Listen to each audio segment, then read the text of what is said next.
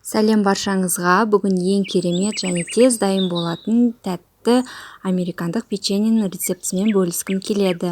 Ең алдымен біз сары майымызды, қантымызды және 2 жұмыртқамызды араластырып аламыз. Тұзымызды қосамыз және барлығын араластырып аламыз.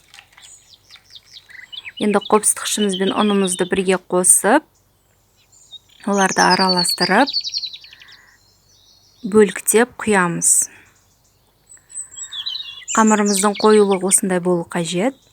Және оған біз майдаланған шоколадымызды қосып, осылай араластырып аламыз.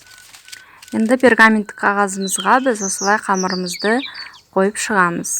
Егер де қамыр қолдарыңызға жабысып жатса, онда саусақтарыңызды сулап алсаңыздар болады.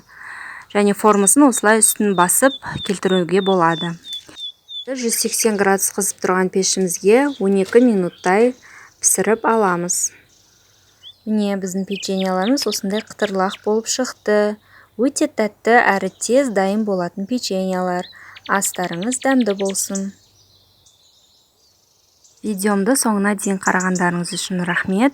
Менің каналыма тіркелуді және лайк басуды ұмытпаңыздар.